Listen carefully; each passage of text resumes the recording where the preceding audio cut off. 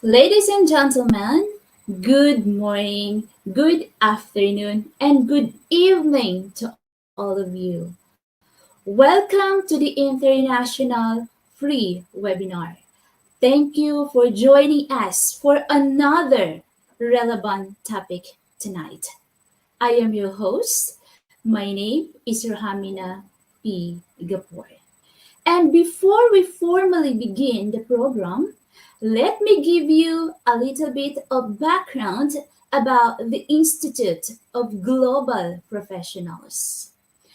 Institute of Global Professionals is an educational institution that provides social work with globally recognized.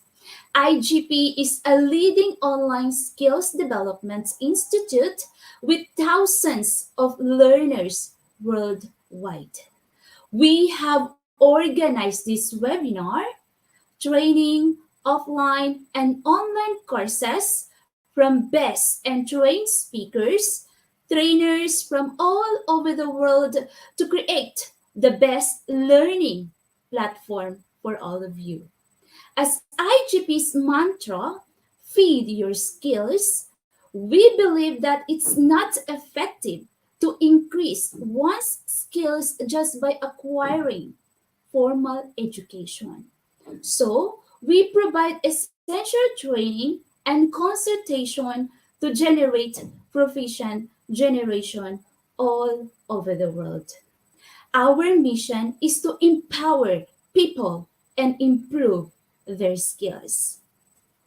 We have completed the 298 webinars, and tonight we are pleased to bring you 296 webinar on the topic teaching approaches and strategies for science in the 21st century. This is very interesting topic with two brilliant speakers, Ma'am Maria Teresa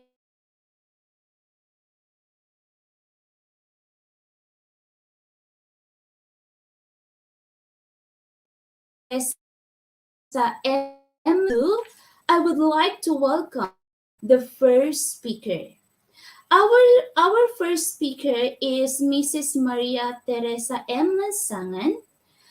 Mrs. Lansangan is currently the Master Teacher 1 of the Science Department at Benigno S. Aquino National High School, Concepcion, Tarlac, Philippines, who consistently commands an outstanding performance and contributed in the accomplishment of the school where she is presently teaching. She is a graduate of Master of Arts in Education, major in General Science, and she is currently taking up her doctorate degree in Doctor of Philosophy, major in Educational Leadership and Management at Colegio de Dagupan, Philippines. She accomplished many things such as becoming a module writer, compendium writer, finished approved action researches, attended division, regional, national, and international level seminars, and became a presenter in the Division Education Week in December 2018. Due to her honest hard work and accomplishments, she was promoted to Master Teacher 1 on July 1, 2019. Now, for her continuous contribution to the field, she became Division Outstanding Teacher in the Science, Technology, and Engineering program on October 5, 2021 during the World Teachers' Day celebration in the Schools Division of Tarlac Province. Her gratefulness to Dr. Conrado C. Domingo, the Education Program Supervisor 1 in Science, for seeing her worth and recognizing her capabilities, achievements, and contributions in science. This school year 2021 to 2022, she is one of the teacher broadcasters and script writers in Science 8 at Aral Tarlac Henyo. She considered it as an amazing experience in her teaching profession. So please, our lovely participants, let us welcome Mrs. Maria Teresa M. Lansangan, all the way from the Philippines. Ma'am, good evening. Good evening, Mom. I'm very grateful to be here in IGP as one of the international speaker. Yes, ma'am. Okay, so good luck, ma'am. Thank you, Mom.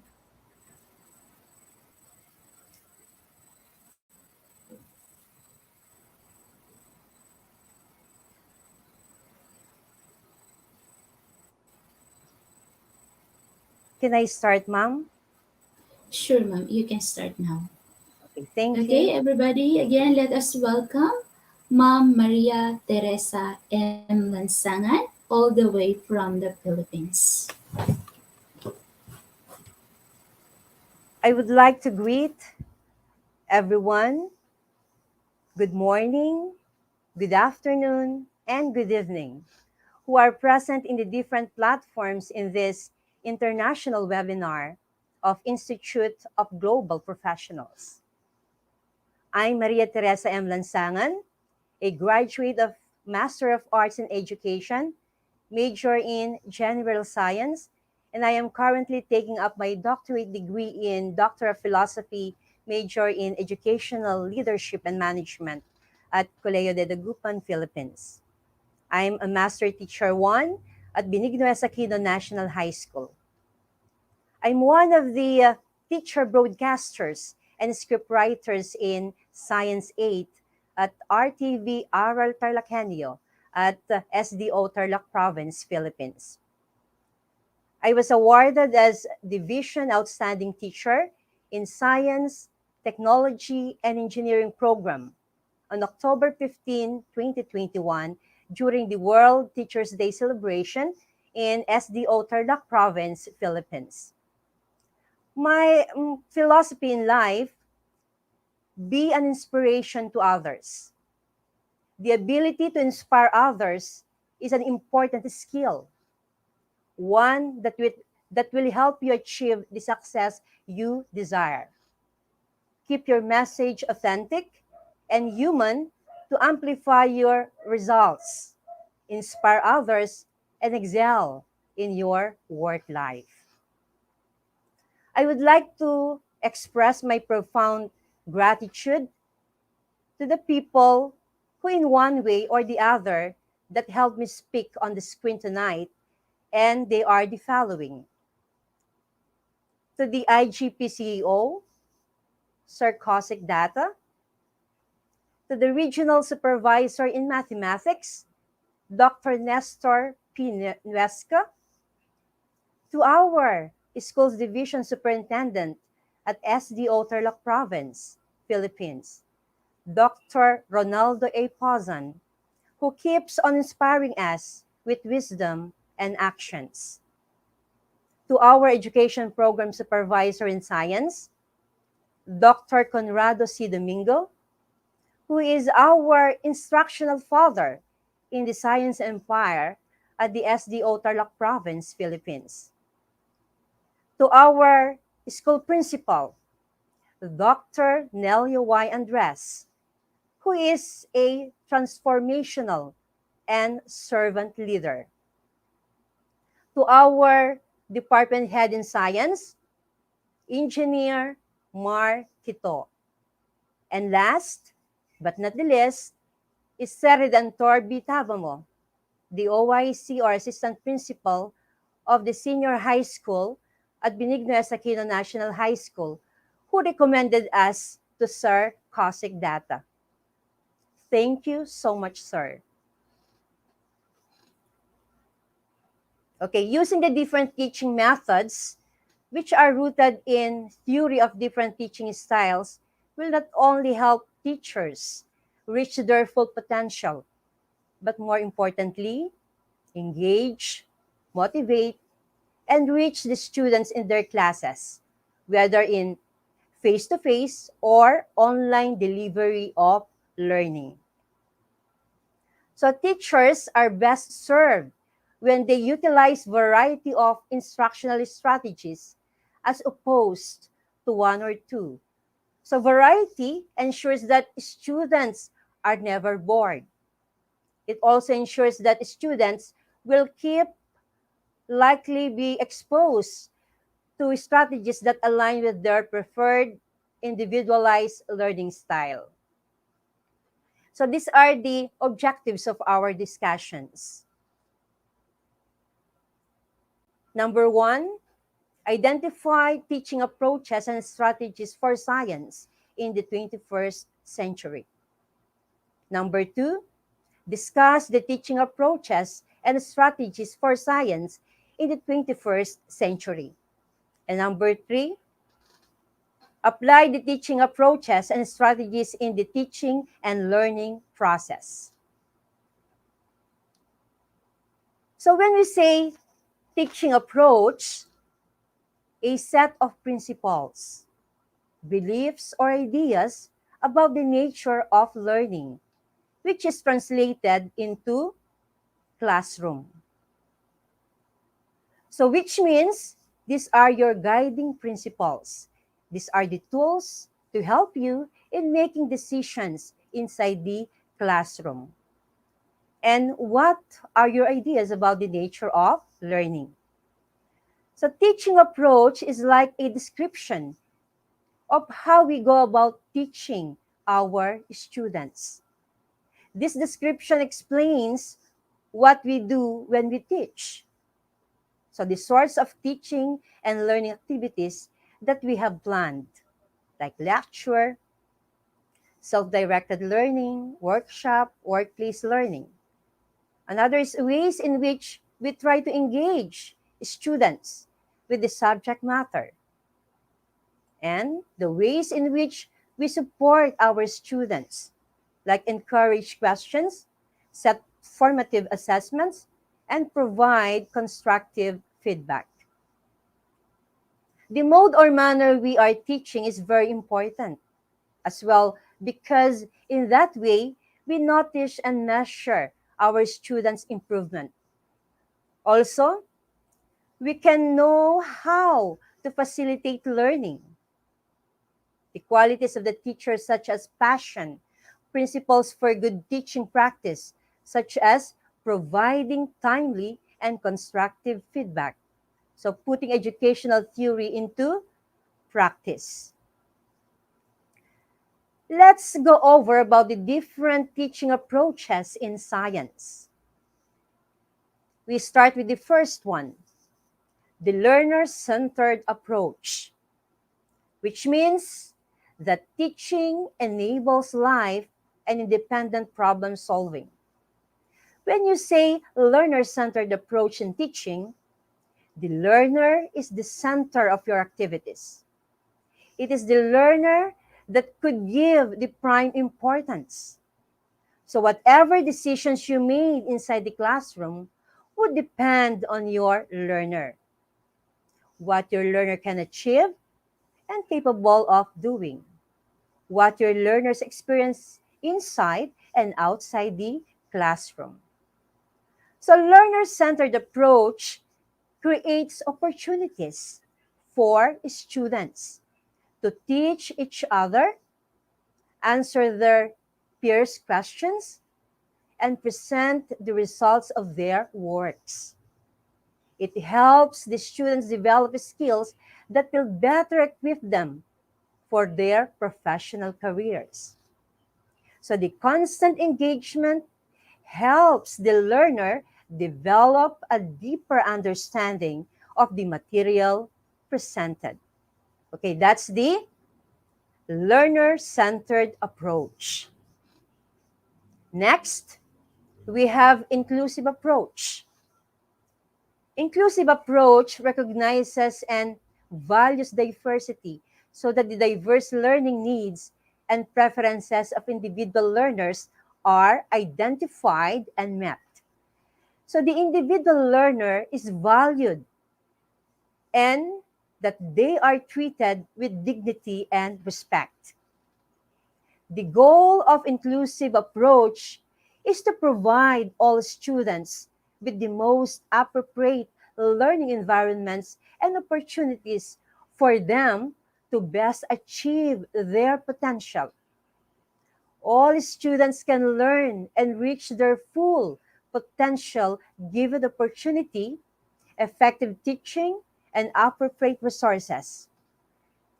So inclusive approach, it is education for all, even those with special needs.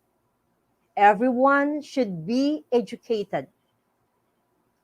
No one is left behind.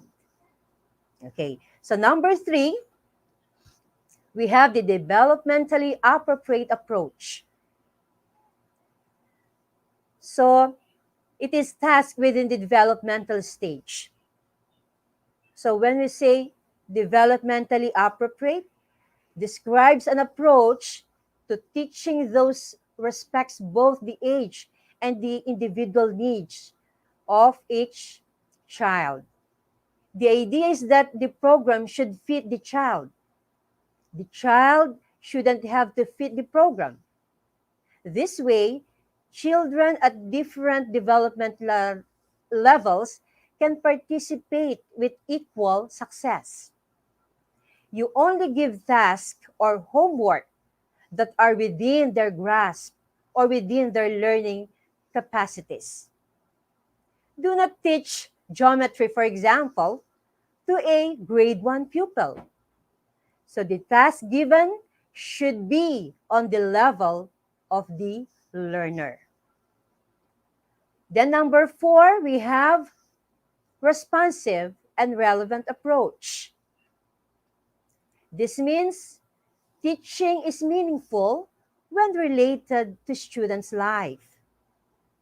So when you say teaching approach is responsive and relevant, it is meaningful because the student can relate to it. It is something that he or she can relate with. It is responsive because it answers the needs or the challenges that the student is facing currently in his life. So that means responsive and relevant to the student and even responsive to the needs of the society. So that's the responsive and relevant approach. We proceed to number 5, culture sensitive approach. Teaching should respect culture. A culturally sensitive teacher is one that is aware of and addresses the students' cultural and ethnic needs, as well as their social, emotional, and cognitive needs in order to obtain the students' cooperation. So, urban classrooms can present many challenges for teachers due to many factors. So, it teaches students to know and praise their own and each other's cultural heritages. So, it teaches the whole child by recognizing not only the importance of academic achievement, but also the maintaining of cultural identity and heritage. Okay, number 6, contextualized and global approach. It is exerting effort beyond the classroom. So contextualized and global, put your lesson in a context.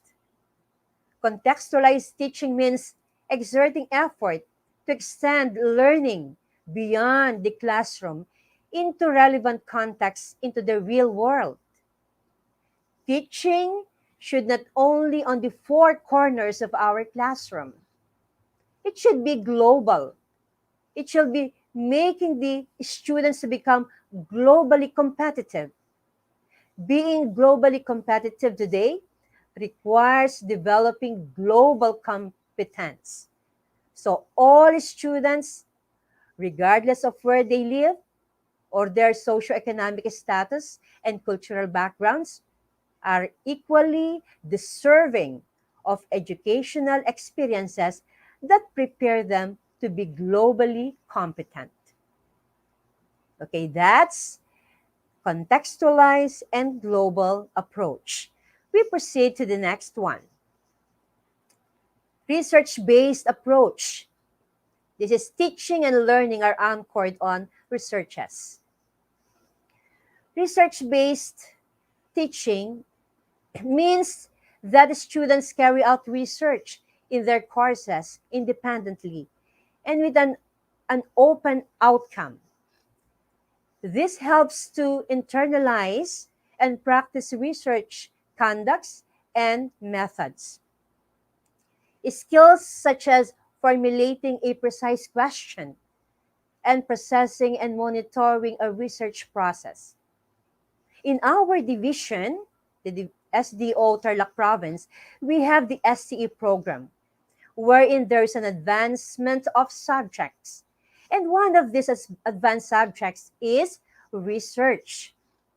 The students will make a scientific study by producing a product from a raw material. For example, mango leaves as an anti-hyperglycemic agent. So the raw material from our example is mango leaves. And the product is anti-hyperglycemic agent. Okay, so from nothing to something. So the mango leaves is a raw material, then you can produce an anti-hyperglycemic agent in order to normalize the blood sugar of a diabetic person. So can you imagine that? From nothing to something. Okay, number 8, constructivist approach. Students build upon their prior knowledge. So constructivist approach, the learners construct knowledge rather than just passively takes in information. As people experience the world and reflect upon these experiences or those experiences, they build their own representations and incorporate new information into their pre-existing knowledge. This learning application in constructivist approach is that all students have an input and are actively discussing and developing ideas. Students must be encouraged to draw, discuss, and write about what they are learning. They should also talk to others while actively working and not just sitting in groups.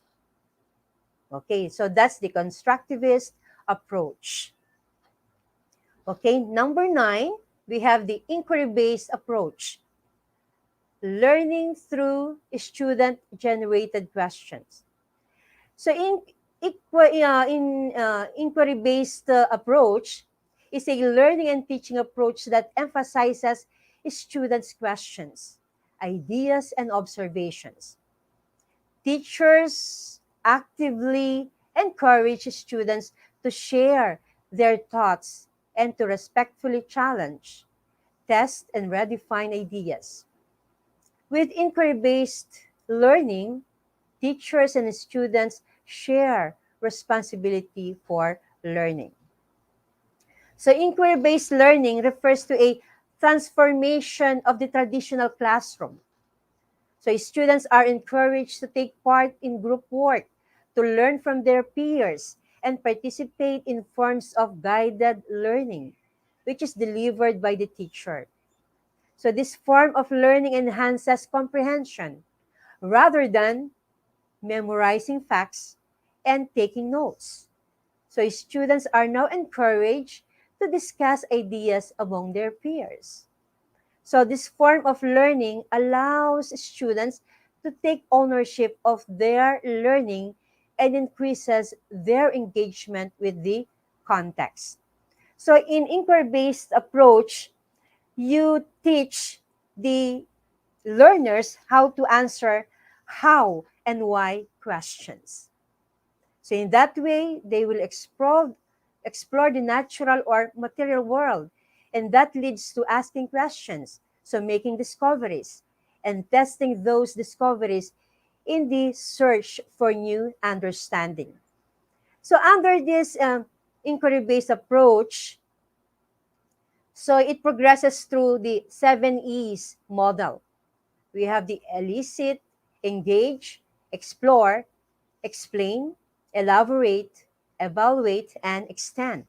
So under elicit, it's just to ask learners to come up with vocabulary items, word meanings, and to brainstorm a topic at the start of a lesson. Then engage. To engage students usually include using a real world scenario or problem, asking students questions that allow them to think critically and help them to create connections to their past experiences. Then explore. The teacher who works as facilitator or coach gives the students time and opportunity to explore the content and construct their own understanding of the topic at hand. And we have the explain.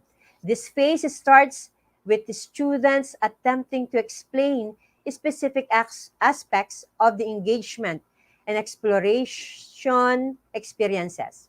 So, based on these explanations, the teacher introduces terminology in a direct and explicit manner to facilitate concept building.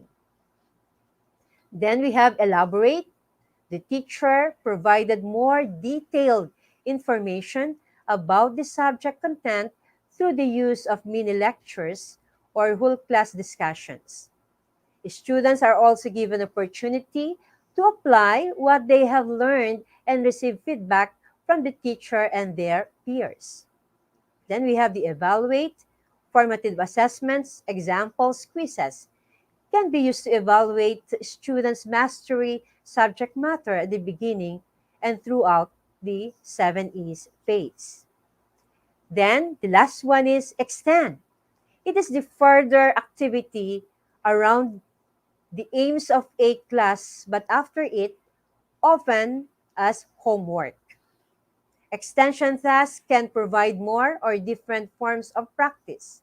They can also make classroom learning more meaningful, and they give learners a chance to personalize language and content. So that's all about the inquiry based approach. Then we proceed to number 10, reflective teaching approach. So teacher thinks over his or her teaching.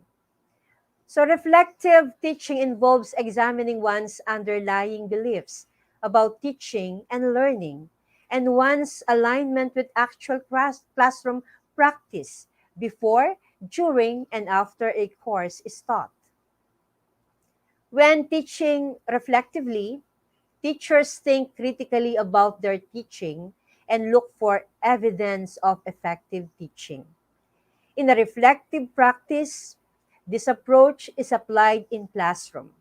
So the teacher observes the results, reflects on them, and then adopts the theory to meet the specific classroom needs. So this means that the teacher is constantly discovering what works best in the classroom to enhance learning. Next, we have number 11, collaborative approach. So involves students working together on activities or learning tasks in a group small enough to ensure that everyone participates. So students in a group may work on separate tasks, contributing to a common overall outcome or work together on a shared task. So this collaborative approach, there's a maximum participation of the learners. So they will share their thoughts, their opinions individually because they are in a group. So number 12, we have integrative approach. It involves the interdisciplinary, this concern with one subject. Interdisciplinary, you are concerned between the different subjects. Then the transdisciplinary, learning can also be transmitted or translated in real life. Integrative approach, the learner brings together prior knowledge and experiences to support new knowledge and experiences. By doing this, learners draw on their skills and apply them to new experiences at a more complex level. So that's all about the teaching approaches that are very useful in science. We proceed now to teaching strategy. So when we say teaching strategy, a method of approaching the task of teaching, mode of operation to achieve a goal. So a teacher will choose the teaching strategy most suitable to the topic being studied, the level of expertise of the learner, and the stage in their learning journey. Teachers are best served when they utilize variety of instructional strategies as opposed to one or two. Because using variety of strategies in teaching ensures that students are never bored. It also ensures that students will likely be exposed to strategies that align with their preferred individualized learning style. So we have the different teaching strategies in science. So the first one is hands-on learning. This is the teaching strategy invented so far that involves the active participation of students to experience scientific concepts than to just have an audience view. So being hands-on is especially important in the classroom because it allows students to engage in kinesthetic learning that requires you to manipulate or touch material to learn. So it allows a student to experiment with trial and error, learn from their mistakes, and understand the potential gaps between theory and practice. So that's the hands-on learning. Next, we have role play. It's a strategy that allows students to explore realistic situations by interacting with other people in a managed way in order to develop experience and trial different strategies in a supported environment. So role playing allows a learner to assume the role or task of a job by practicing or simulating real working conditions. The objective of role playing is to learn, improve, or develop upon the skills or competencies necessary for a specific position.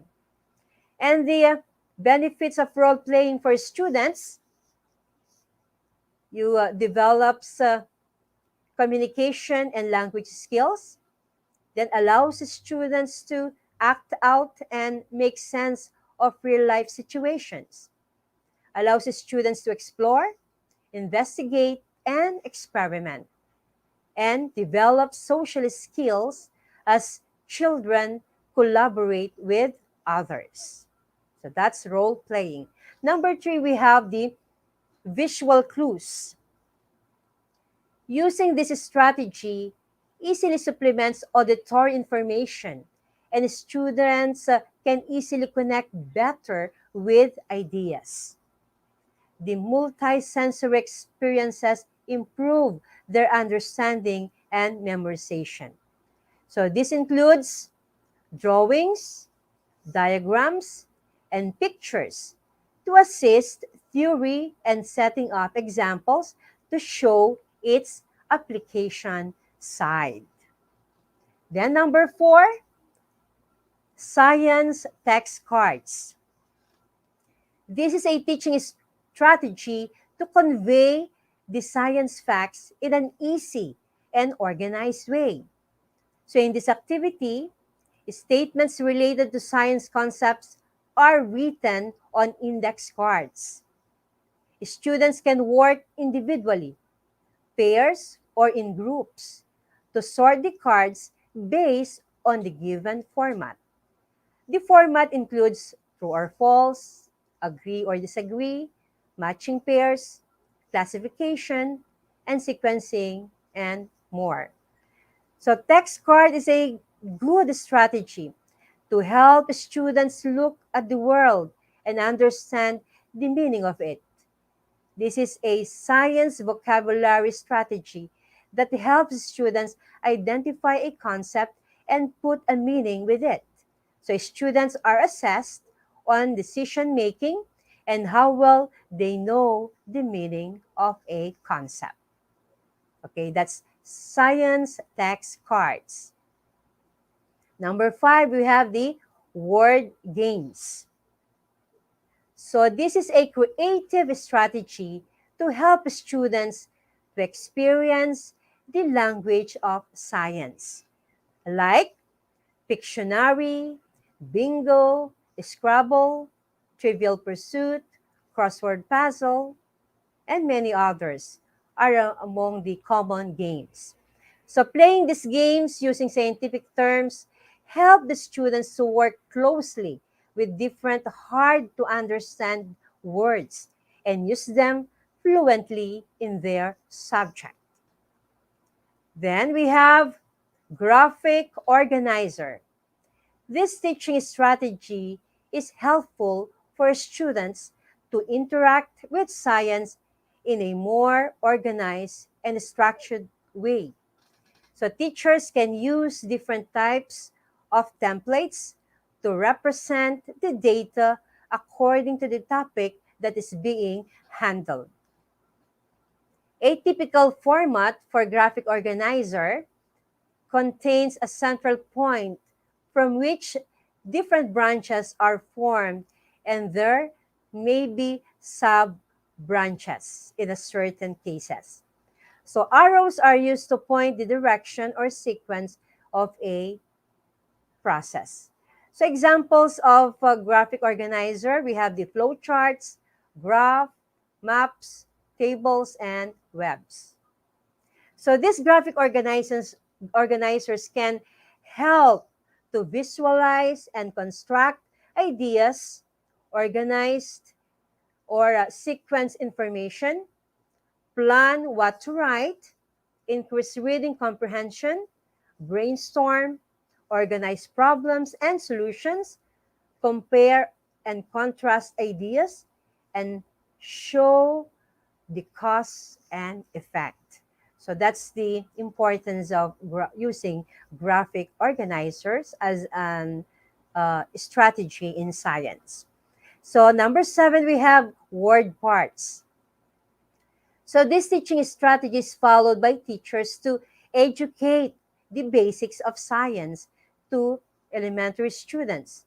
While introducing new scientific terms, they can reinforce the structure of words. So students are asked to identify and understand prefix, suffix, and base word, and to relate their meanings.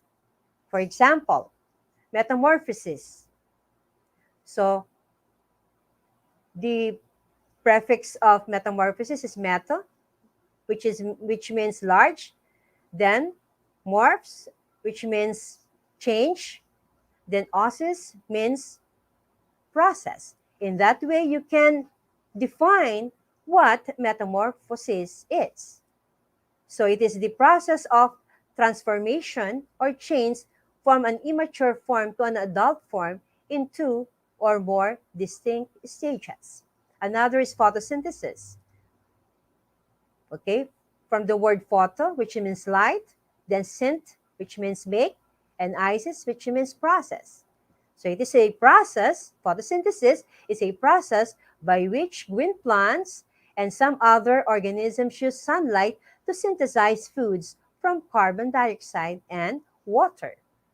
Okay, so teaching word parts can help struggling readers. So recognize words, decode words quickly and accurately, and understand the meaning of words. So any part that is added to a word, a prefix or a suffix, a word that can understand or that can stand alone and to which affixes can be added.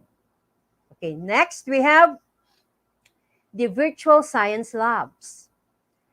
So there are many virtual science labs available online for free, and therefore this approach almost gives hands-on experience of learning this subject without much expense. So detailed diagrams, illustrations, or close-up pictures allow students to virtually get inside a plant or animal part without actually doing it. Dissections in biology can be studied thoughtfully with a virtual hands-on sensation without the problem of odor, and similarly, experiment a chemical reaction without burns. So the results show that the virtual laboratory is able to enhance students' problem solving, critical thinking, creativity, conceptual understanding, science process skills, love skills, motivation, interest, perception, and learning outcomes. Okay, next we have the word walls. Science word walls in classroom can stimulate the interest of students in the subject and an opportunity for them to illustrate different concepts. In advanced technique, a more in-depth understanding of different scientific terms can be made possible with pictures that accompany the words. Okay, this is also an option to help them better understand words with multiple meanings. So teachers can design creative word walls or ask students to contribute to the idea weekly or monthly. So the word wall teaching strategy creates a place in the classroom where students display the meanings of important ideas using words and pictures. So as a student encountered new vocabulary in a text or video, creating a word wall offers one way to help them comprehend and interpret ideas in the text. The use of word wall in a classroom can be a highly effective teaching strategy to improve literacy skills. So word wall activities engage students while they learn key vocabulary, whether it be learning to explain a word or to compare it to other key concepts or to spell it. Okay, that's the word walls as one of the teaching strategy in science. Then next, we have the multimedia. This strategy is a blend or text, audio, animation, video, still images, or interactivity content forms to teach diverse, difficult to understand concepts in science. Multimedia is a good way for communication because it can easy to communicate and understand what they say. After that, multimedia has animation, music, video, and more of this. So this can easier to attract students to listen what you are talking about. So multimedia is an innovative and effective teaching and learning tool because it helps students to motivate their learning process and helps them understand the information presented. It helps teachers present information in an effective way. Then, number 11, we have video clips. This teaching technique makes use of instructional video available online or in libraries to show and teach a new concept. The evolution of a process can be conveyed better with animation videos.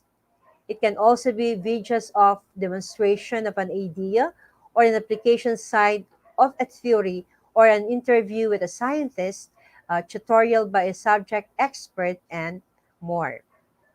So videos capture the student's attention immediately. Sometimes beginning a presentation with a video is exactly what an audience needs to wake up and pay attention to what the presenter has to say. So videos appeal to all levels of learners and learning style.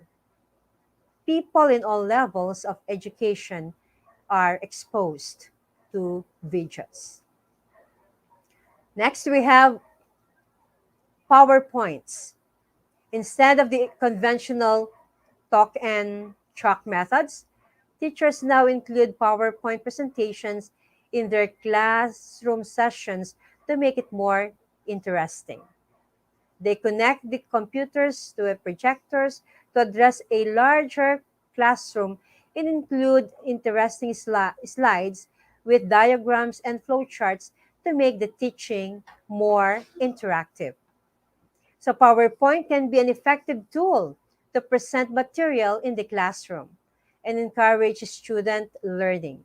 So you can use PowerPoint to project visuals and would otherwise be difficult to bring to class. So PowerPoint can be an effective tool to present material in the classroom and encourage students' learning.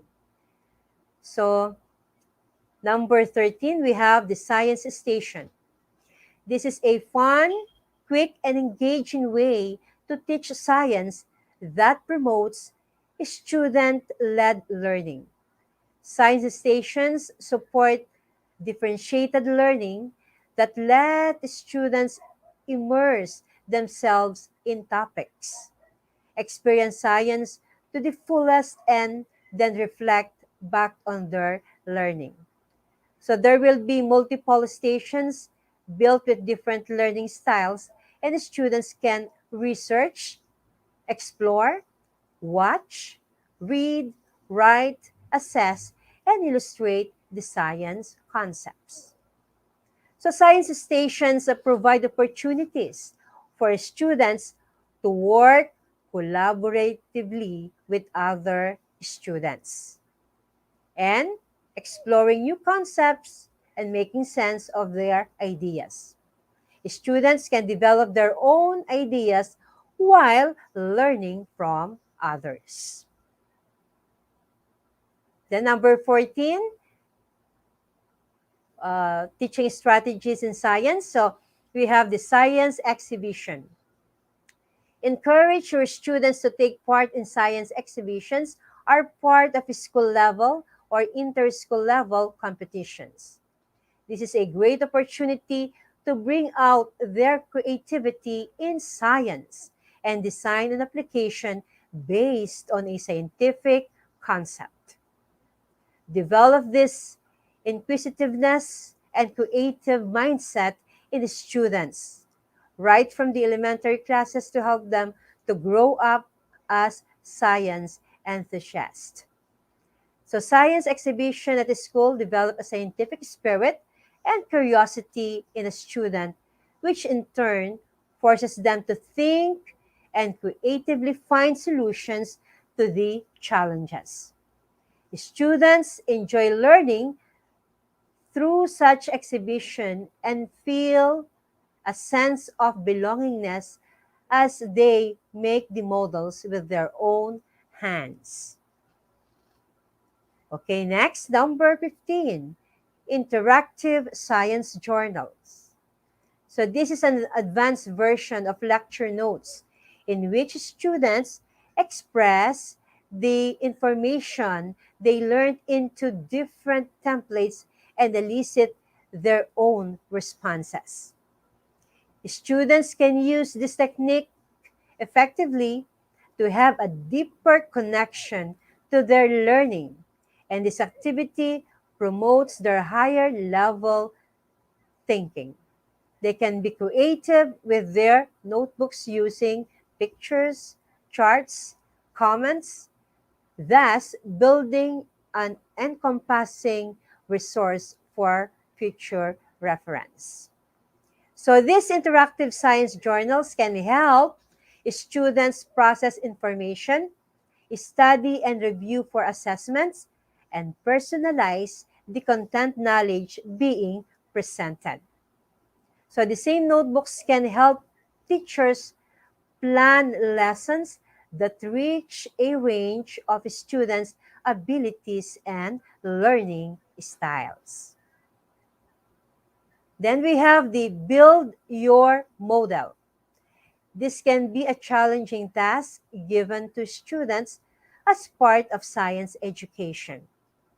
Models are the building blocks of science which are used to explain the diverse aspects of real world. Ask your students to build their own model using the scientific knowledge they have acquired, and you can provide supportive guidance. So students will be creative in making models and designing their own imaginative means of testing them. So this is the right approach to find the scientist in them. So the aim of model building is to select the variables which will result in the best model to explain the observed data. Model building will be based both on methods, experience, and common sense.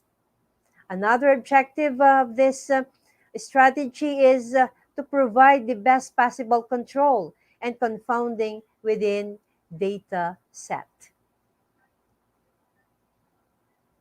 So that's all. That's all about the teaching strategies that are useful in science. But most of these are face-to-face delivery of learning. Anyway, on January 2022, we will start the face-to-face learning delivery. Okay. With that, thank you po, Madam.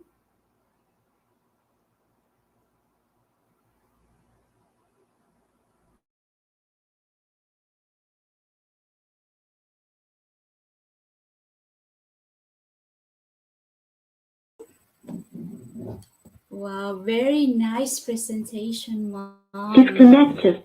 Very Thank you, nice ma'am. presentation, clear, and you really stick to the main point of your topic. Connected.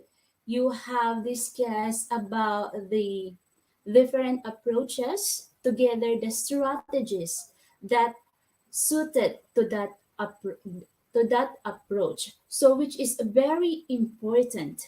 We have to know how to deal with the students, right? We have to know what approach you will going to use to teach the students. Then after that, you have to think what strategies suited to the approach you will use, and you have discussed it successfully, very clear with examples. So, Mom, thank you so much for your Thank you, ma'am. informative presentation. Thanks a Thank you lot, very Mom. much. Thank you. Okay, so our lovely participants, please let us thank Mom Maria Teresa and Lansangan for her wonderful presentation. Okay, so let us move on to another important topic from Sir Alexis L. Gizon.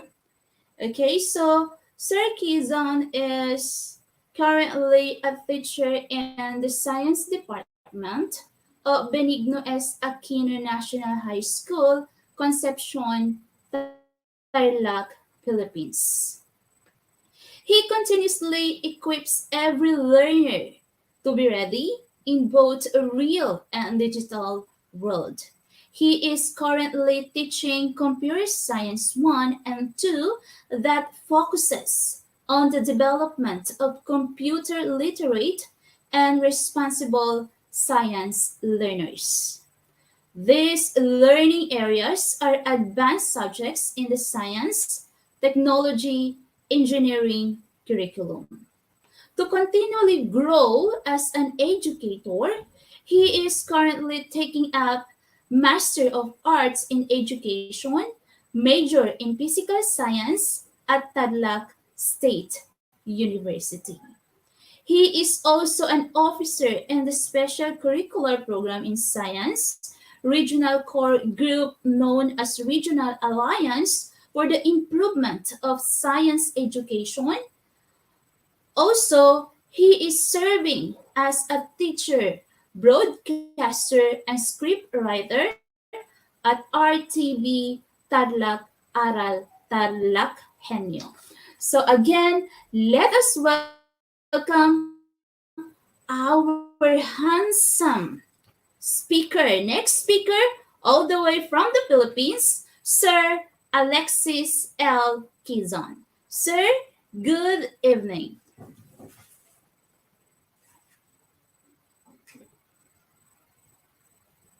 Hello, sir. Good evening, sir.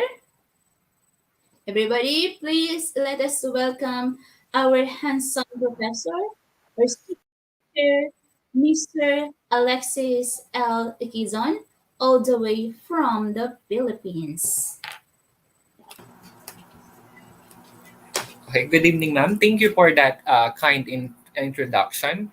To everyone watching from different parts of the world, welcome to another webinar that will surely help us, educators.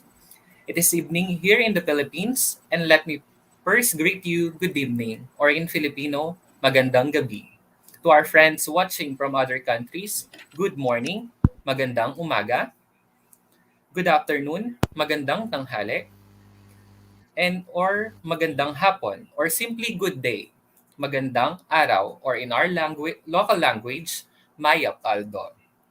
I am Alexis Alquisan, a public school teacher at Benigno S. Aquino National High School in Concepcion, Tarlac. Currently, I am teaching grade 10 science and computer science 1 and 2, which are advanced subjects of STE curriculum in grade 7 and 8. Also, I am one of the teacher broadcaster in Science 8 at RTV Tarlac, Aral Tarlacenyo, that is being aired in our province through radio, television, and online platforms. I would like to thank first the following people for their trust, support, and guidance. To the CEO of Institute of Global Professional, Sir Kausik Data, to Regional Supervisor in Math, Dr. Nestor P. Nuesca, to our Schools Division Superintendent here in Tarlac Province, Dr. Ronaldo A. Poson, to our Division Education Program Supervisor in Science, Dr. Conrado C. Domingo, to our School Head, Dr. Nelia Y. Andres, and the Assistant School Head, Sir Redentor B. Tabamo, and to our Science Department Head, Engineer Marquito. To my partner for today's webinar, who happens to be one of the master teachers in our department, Ma'am Maria Teresa M. Lansangan, and to my family, colleagues, and friends. I am here with you to talk about teaching approaches and strategies for science in 21st century, specifically on how to integrate the effective use of technology in teaching science or even in the whole school system. The discussion will focus on the assessment and implementation of education technology to the whole school system and not only exclusive to science teaching. But before we formally start, these are the objectives of today's webinar. After our discussion, you will be able to assess the availability and use of technology for teaching and learning, identify the potential comparative advantages of technology to improve student learning, and lastly, use different applications and websites that can serve as supplementary materials in teaching. Let us start the discussion by looking at the instructional core diagram developed by the two of the most prominent education researchers in the United States, David K. Cohen and Deborah Lewenberg Ball. They develop a model that represents instruction as a triangle in which each vertex represents learners, educators, and content, which can be delivered through traditional and or technology-enabled instruction. The two-sided arrows connecting the vertices indicate that it is the interaction among these three elements rather than any one of them that results in learning, and that a change in one element affects all others. For example, higher quality materials will enable educators to improve instruction and learners to understand the material. They argue that what matters most to improve learning is the interactions among educators and learners around educational materials. As the diagram suggests, education technology interventions can affect instructional core in a multitude of ways. Yet, just because technology can do something, it does not mean it should. Schools in developing countries differ along many dimensions, and each school is likely to have different needs for education technology interventions, as well as different infrastructures and capacity to perform such interventions. But before we introduce EdTech interventions, schools must assess their technological needs and preparedness. Primarily, there is a need to determine the specific needs to improve student learning, raising the average level of achievement, remediating gaps among performers, and challenging high performers to develop higher order thinking skills. Availability of infrastructures to adopt technology-enabled solutions, including electricity connection, availability of space and outlets, stock of computers, and internet connectivity at school and student homes. And lastly, assess the capacity to integrate technology in the instructional process that includes learners and educators' level of familiarity and comfort with hardware and software, their beliefs about the level of usefulness of technology for teaching purposes, and their current uses of such technology. Let us have a detailed discussion about the assessment of technological needs and preparedness, starting with the identification of the key challenges to improve student learning. The first part of this process involves understanding the subset of student achievement. For example, some systems with very low levels of achievement across the board are primarily concerned with ensuring that all learners reach minimum standards. Others are essentially preoccupied with helping the lowest performing learners catch up with their peers. And yet, others with few high achieving learners are looking for ways to encourage them to acquire higher order thinking skills. For example, to ensure minimum levels of learning, a school may want to experiment with delivering standardized content using pre-recorded lessons, integrate computer adaptive software into regular lessons to help low performers catch up, and adopt technology-enabled competitions to motivate higher achievers. The second part of this process involves understanding the extent to which schools are already succeeding in addressing the said problems. All and nearly all schools may be struggling to improve learning, while in others, some groups of schools may already be succeeding through traditional instruction. This step matters for two main reasons. First, it will help determine where to substitute regular instruction and where it should be complemented. Second, this step will also help us assess whether to amplify the impact of highly effective schools and or educators instead of creating new material from scratch. A natural next step for interested in adopting EdTech intervention is to have an inventory of the available infrastructures in schools and ideally also at learners' homes. This stock-taking exercises is not just about what is missing. It is also about what is already there so that it can be leveraged to improve student learning. For example, if schools already have multi-use rooms that can be repurposed for learning purposes or space resulting from consolidations, it might make sense to implement interventions there. On the other hand, If learners have space at home or community based organizations, it might make sense to deploy interventions before or after school hours. Physical infrastructures, however, is not just about classrooms. It also includes other aspects such as the availability of electricity, wiring, and other outlets for the devices. Also, a part of this process entails documenting the extent to which learners have access to hardware at home or school. This includes not only noting the number of available pieces of hardware in both settings, but also extent to which they are functional and available for use. One of the reasons why EdTech materials provided by schools have had surprisingly little impact on student learning is because they are kept from learners for fear that they will be broken or stolen.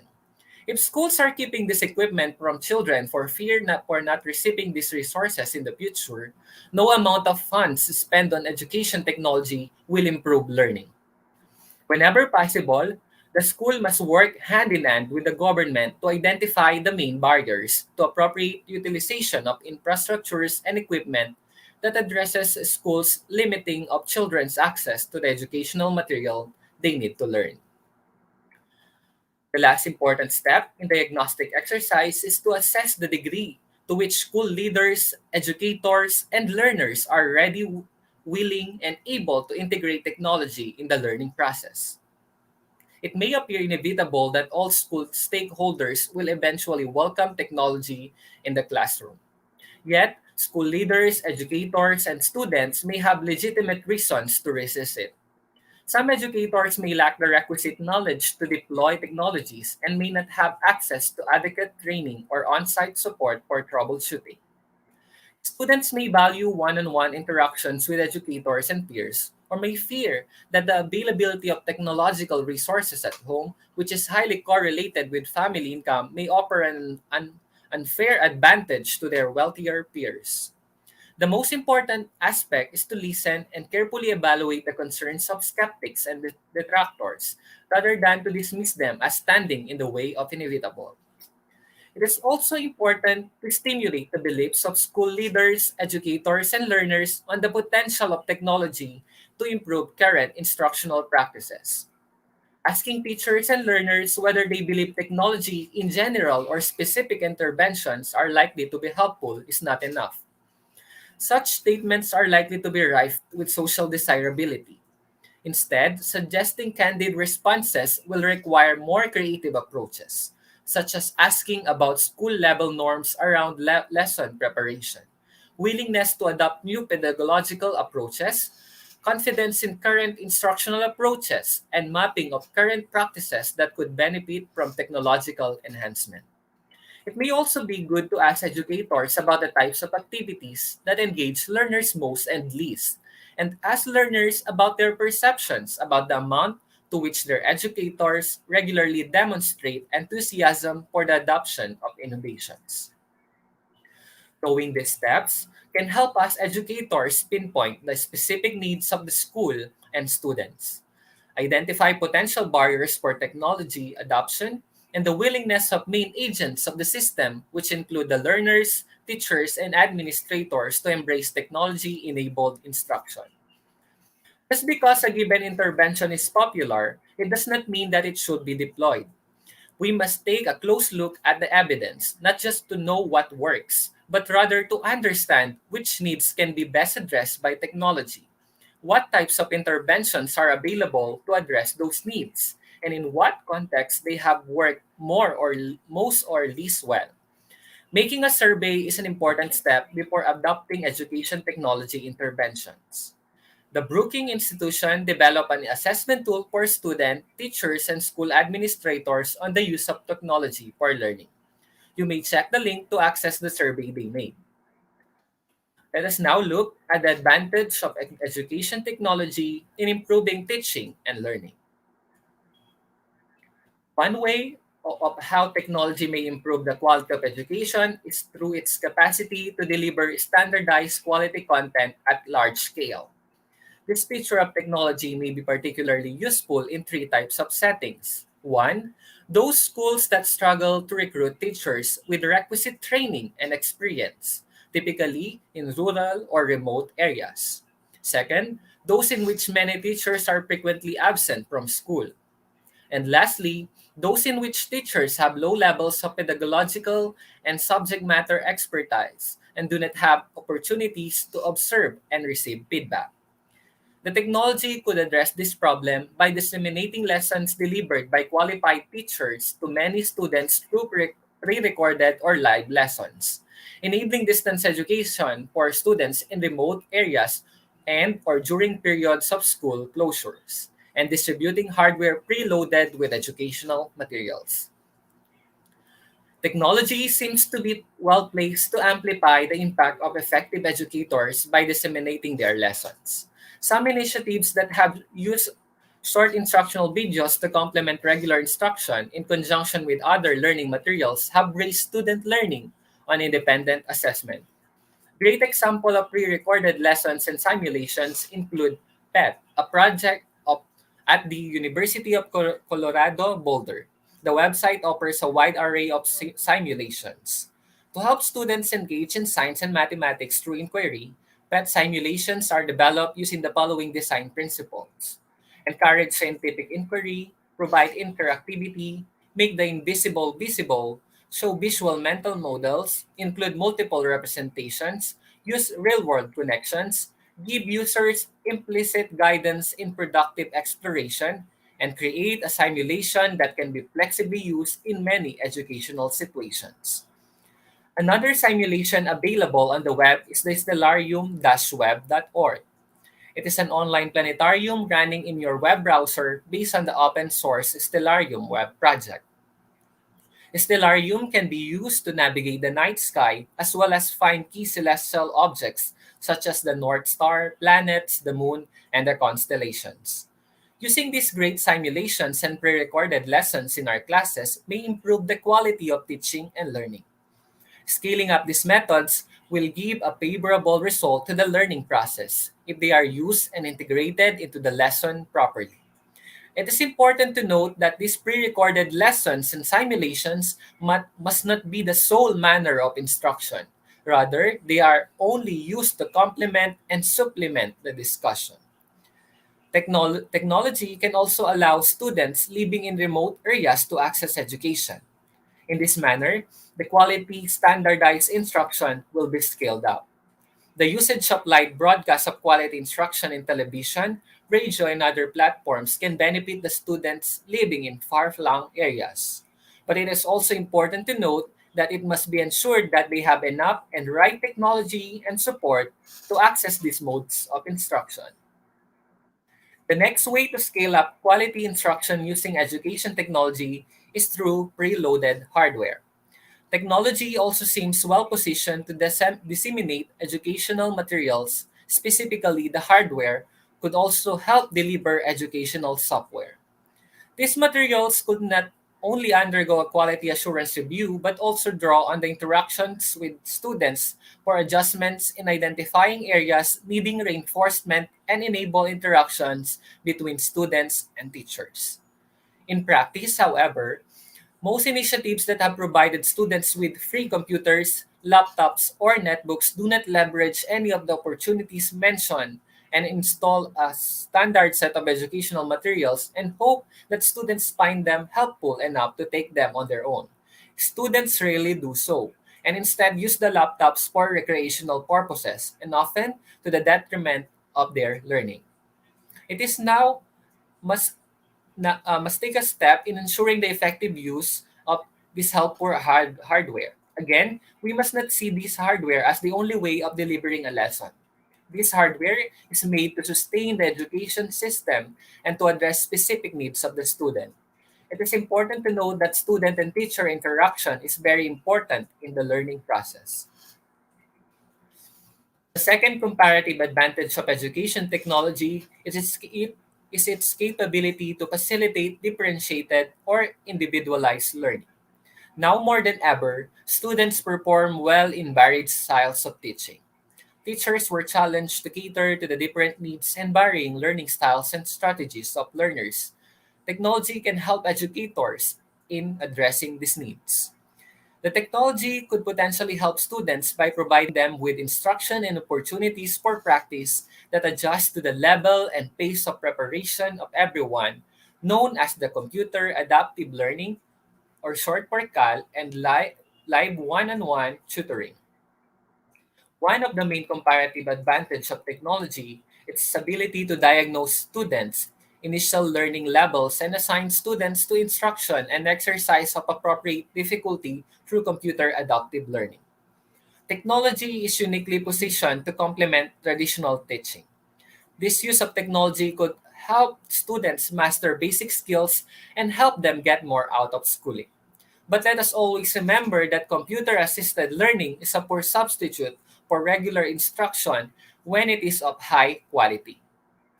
A great example of computer adaptive and assisted learning is the usage of Padlet. Padlet can be used by students and by teachers. With Padlet, you can create an online post-it board that you can share with students or teacher you want. Just give them the unique Padlet link. Padlet allows you to insert ideas with your name. It's easy to use and very handy. Using Padlet, students can post and share their different insights or outputs. Another way to utilize technology in delivering differentiated instruction is through the usage of Flipgrid. It is an online tool that allows students to create and share recordings with classmates. The teacher will create the grid, an online meeting place that includes a questions or a prompt. Using this platform, you can ask your students to showcase their outputs and different activities more creatively. They can add videos about themselves or a specific topic you want them to tackle. Recent improvements in the speed and quality of video conferencing, as well as in the connectivity of remote areas, have enabled yet another way in which technology can help personalize instruction. Teachers and students can now meet and conduct discussion through different online meeting platforms such as Google Meet, Zoom, Microsoft Teams, and many more. Most of these platforms have built-in functions such as screen sharing, interactive whiteboard, file storage system, recording, chat boxes, and other different functions depending on the platform. In using these video conferencing applications or sites, we must study how we can maximize its function and how can we use it effectively to yield great results in the teaching and learning process.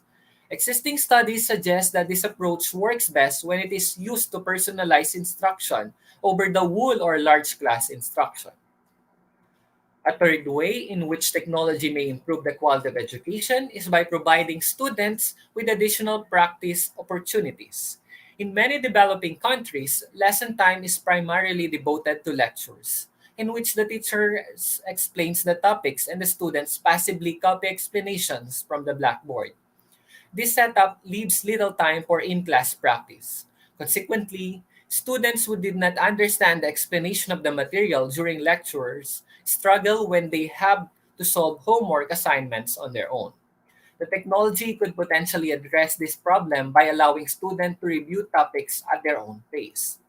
Technology can help students get more out of traditional instruction by providing them with opportunities to implement what they learn in class.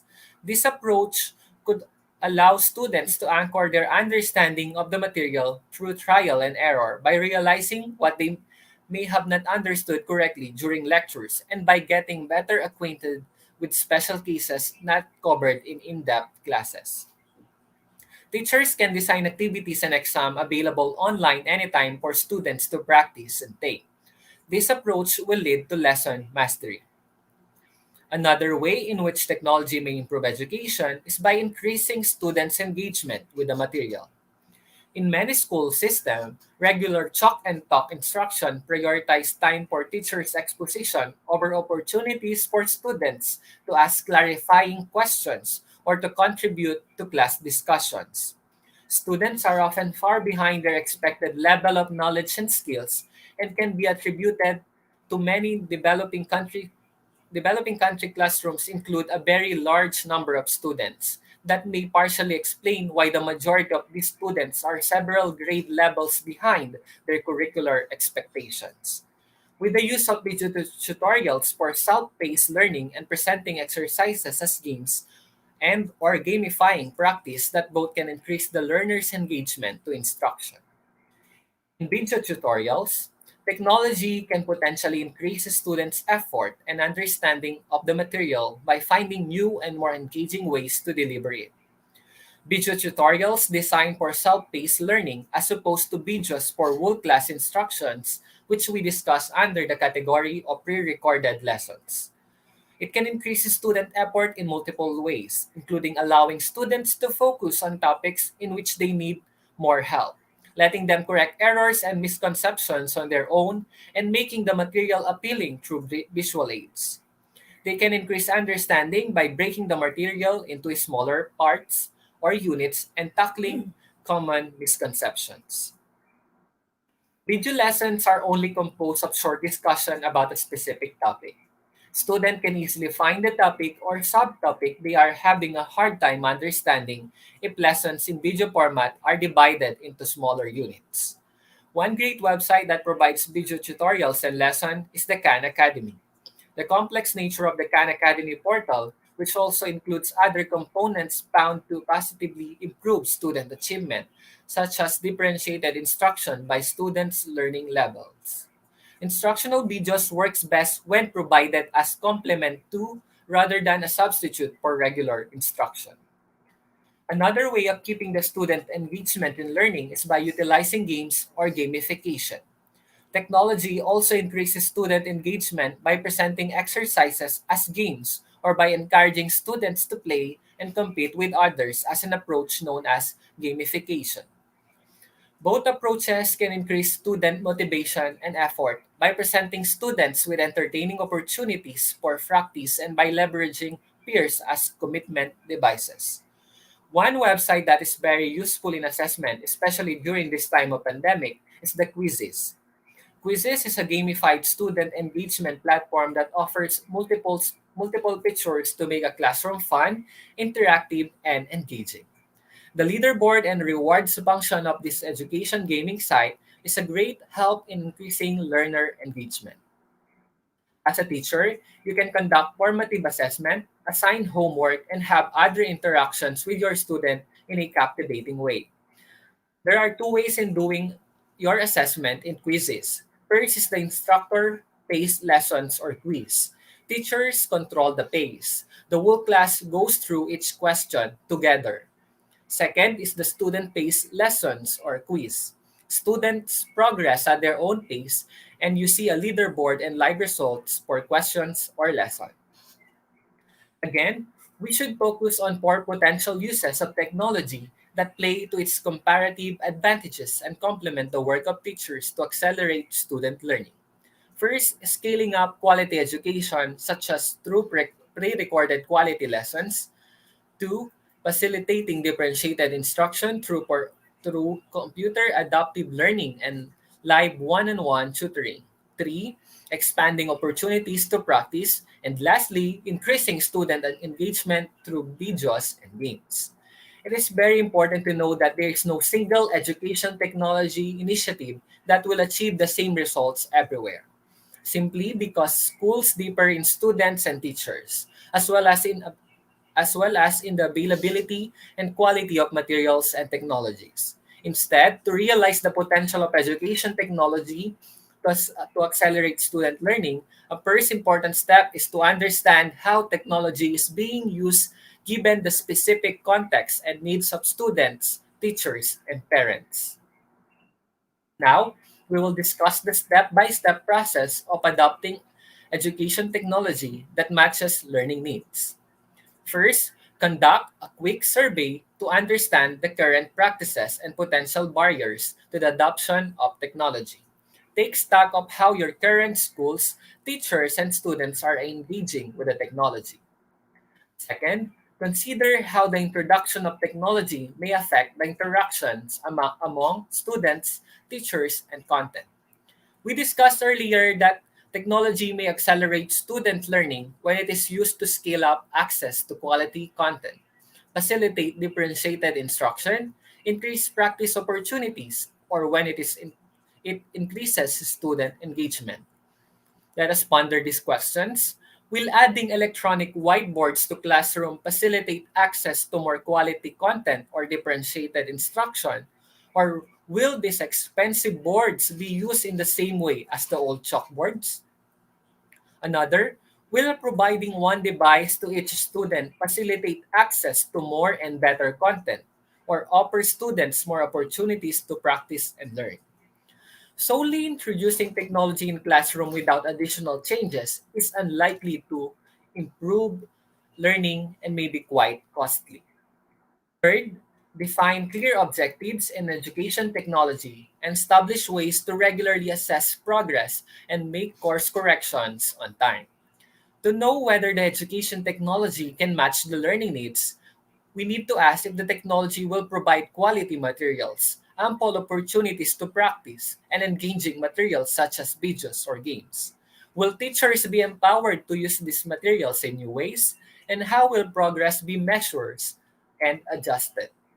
It is said that if you cannot identify how the interactions among the three key components of the instructional core, that includes teacher, student, and content, may change after the introduction of technology, then it is probably not a good idea to make the investment.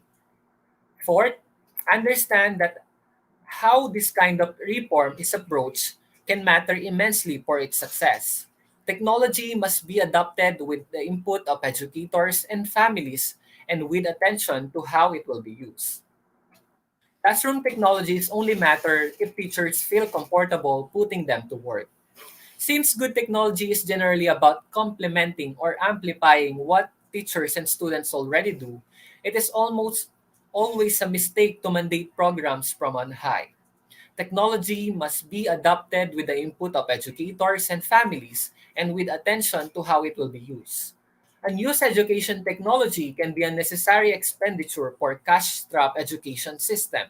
That is why surveying context, listening to voices in the field, examining how technology is used, and planning for course correction is very essential. Finally, communicate with with a range of stakeholders including teachers, school leaders, parents, and students. Deliberately and consistently explaining what technology is and is not supposed to do, how it can be most effectively used, and how it can help can make more likely that programs work as intended. Good communication can help address all of these risks. Taking care to listen to educators and families can help ensure that programs are informed by their needs and concerns.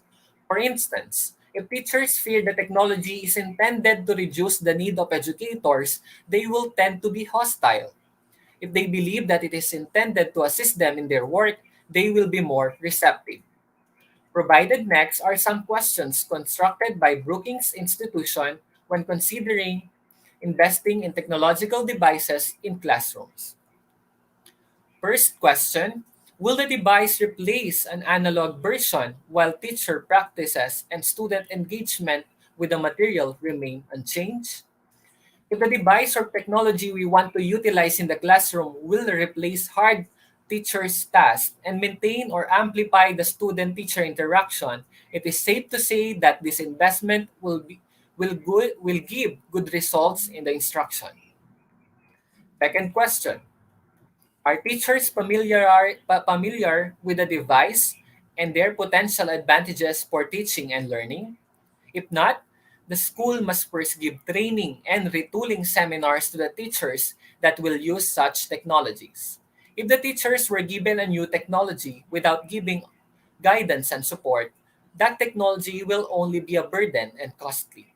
These technologies must be used to their full potential in helping teachers and students in the learning process.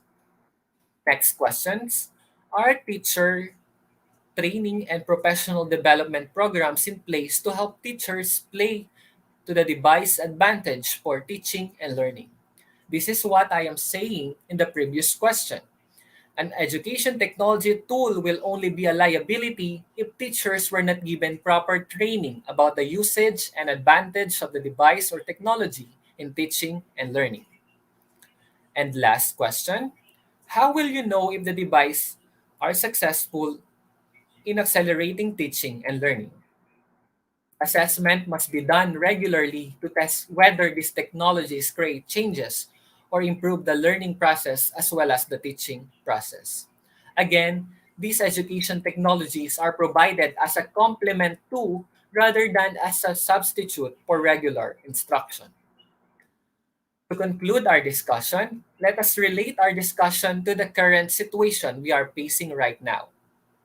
The COVID-19 closures have forced school leaders, teachers, parents, and students to engage with technology in a new and intensive ways.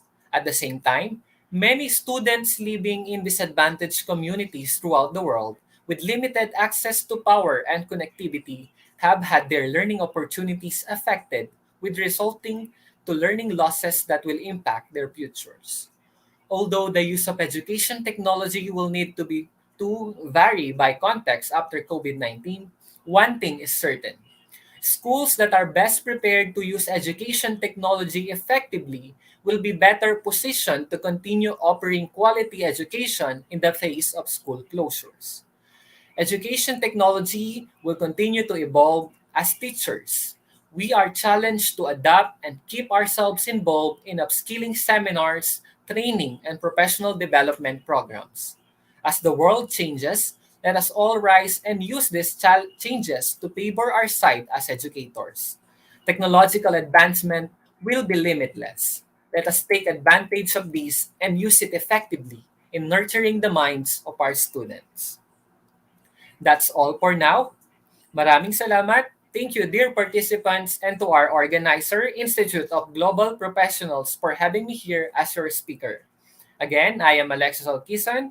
Thank you so much, everyone. Wow, another relevant and informative presentation. Thanks a lot, sir. Thank you so much for that. Thank you po, You have ma'am. successfully, and sir, I like the because now we are in 21st century, adapting educational technology that match the learning needs. Of course, we have to conduct a survey, right? Just like what you have mentioned a while ago. And after conducting a survey, we have to know the effects to the instruction. What are the effects after conducting?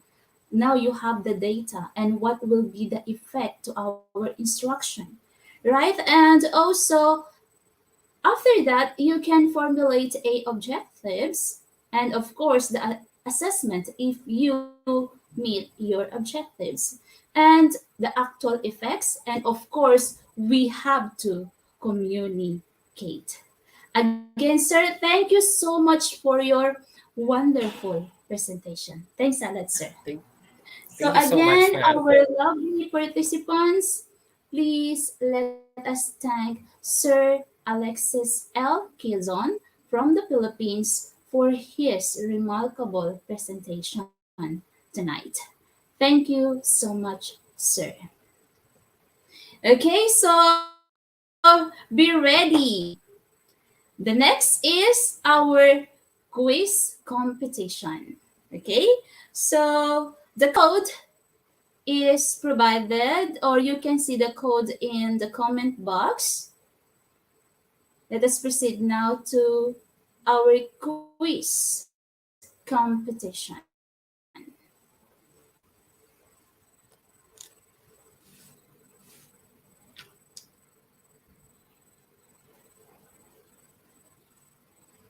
Okay, our code for tonight is IGP quiz, and this code is also available in the comment box down below. Okay, please browse www.slido.com and type the code IGP quiz.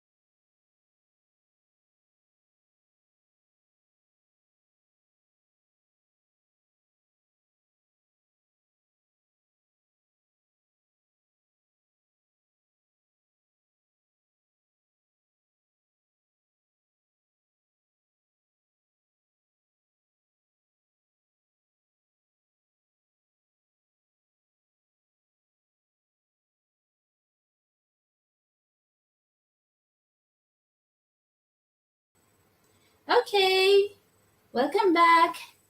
Okay, so again, our code for tonight quiz competition is IGP quiz.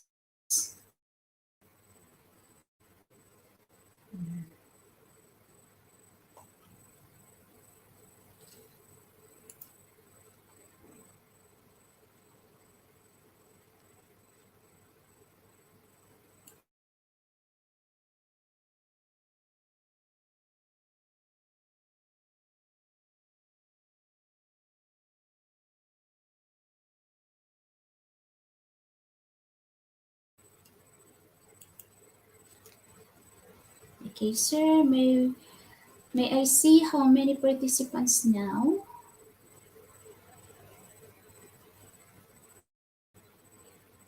Okay, again, our code for tonight quiz competition is IGP quiz.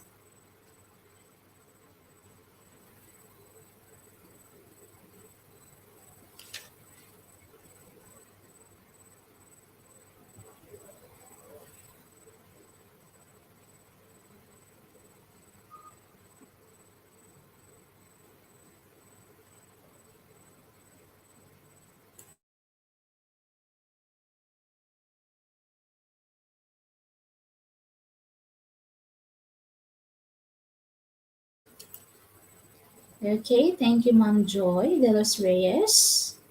JM Jabala. I hope I pronounced your name correctly, sir. Ma'am Julie, Ma'am Nehemia, Ma'am Farilia, and hi, Sir Car. Okay, so our code for tonight quiz competition is IGP quiz.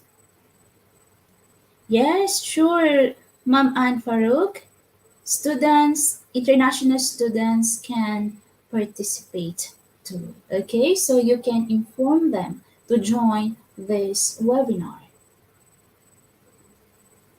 Oh, so I think, wait, sir, can you? Mm-hmm. Okay, first question. Virtual laboratory is an interactive environment for creating and conducting simulated experiment. Is it true or false?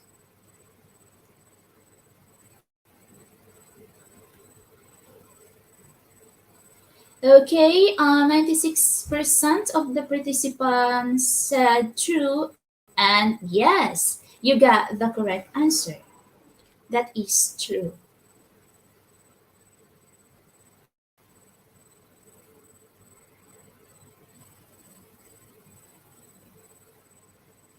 Okay, our top one now is Sir Rumel, followed by Mom Aurelia, Elias, Alex. Oh, I cannot see who's the fifth.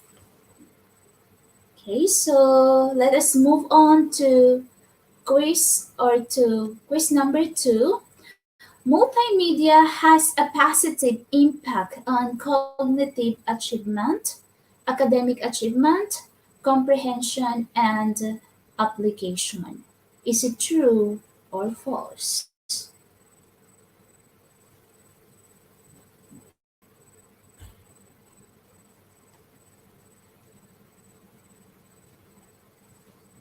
Okay, 98% said true, while only 2% said false.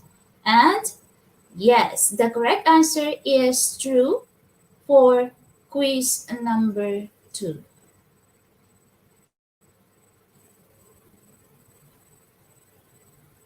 Still, the top one is Sir Rumel.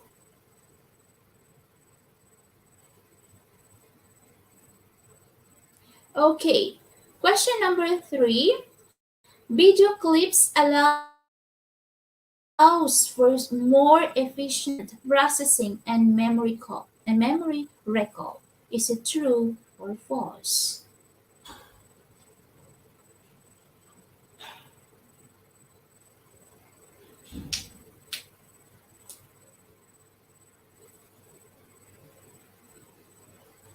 Oh, 100% answered true. And yes, that is the correct answer. It means you really understand the topic. Very good. And again, still our top one is Romel, John C. Aquino, followed by Parilia, Nico, Maribeth, and Jeffrey. Let us move on to question number 4. Integrating technology in classrooms will always result to a positive learning outcome. Again, is it true or false?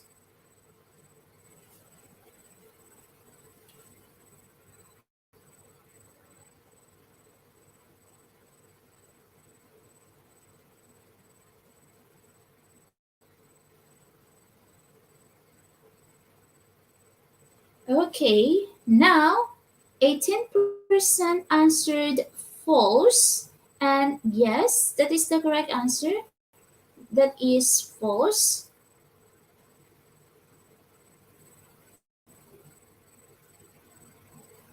And right now, our top one is Lamberto S. Pilatan Jr. I hope I pronounced your name correctly, sir. And okay, question number 5. The three components of instructional core include the teacher, student, and technology. Is it true or false?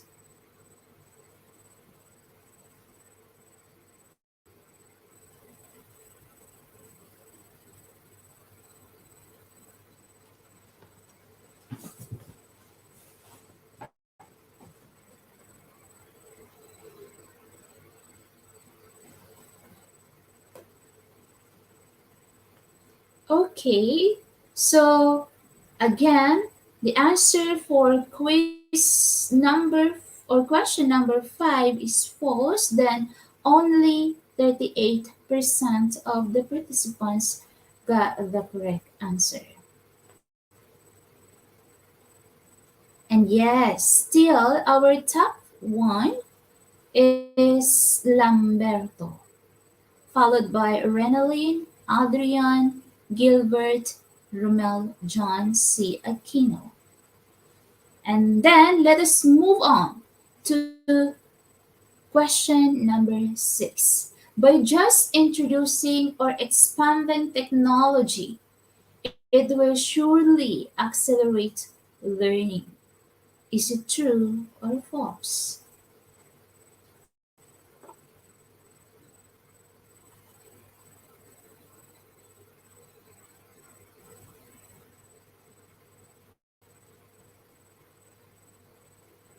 Okay, so the correct answer for question number 6 is false, and only 43% of the participants got the correct answer.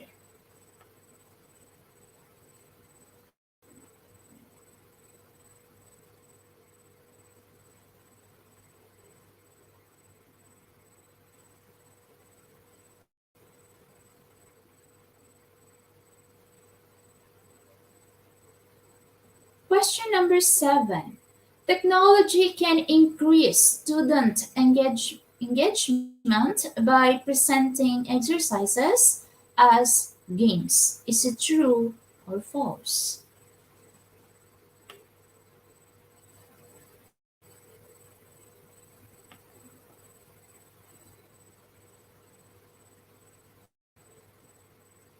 So, yes, the correct answer is true, and 91% of the participants got the correct answer. Okay, congratulations. Oh, still our top one is Lamberto, followed by Renalyn, Adrian, Gilbert, and Jeffrey. So let us move on. Question number 8. Technology does not provide students with additional opportunities for practice. Is it true or false?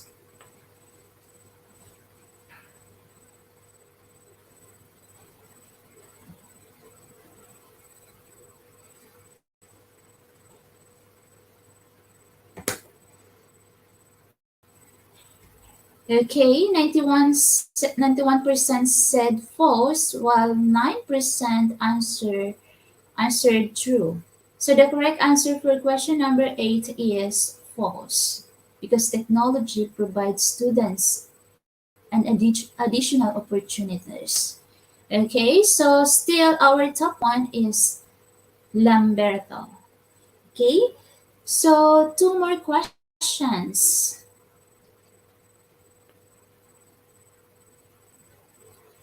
Question number 9. Technology allows students living in remote area to access education. Is it true or false?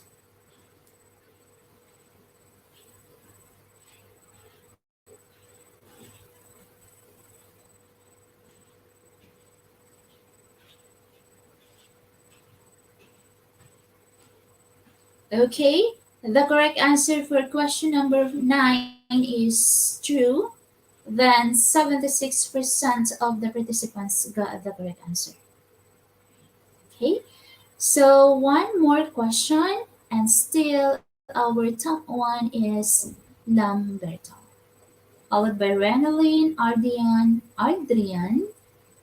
Okay, and the last question is, if technology goes unused, or if teachers use it ineffectually, ineffectually, instruction will improve. Is it true or false?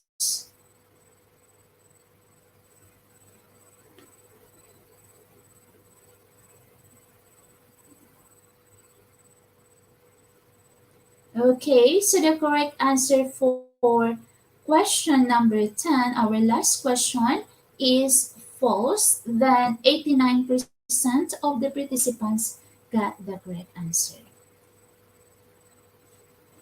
Okay, so let us see who are the top 10 winners for tonight quiz competition. Well, we have our top one is Mom Renalyn, followed by Lamberto, Adrian, Gilbert, and I'm sorry, I cannot see the 5 until 10. Anyways, congratulations to all of you. Okay, congratulations to all of you. You are all winners. Okay, so yes, until 5. Sorry, but we have to get only 10 or top 10 winners for tonight quiz competition. Don't worry if you are not in top 10. Tomorrow we still have another quiz. Okay, so now let us move on to our Q&A, and please prepare your question. Then don't forget to address the speaker ask you want to ask. So be ready for our Q&A.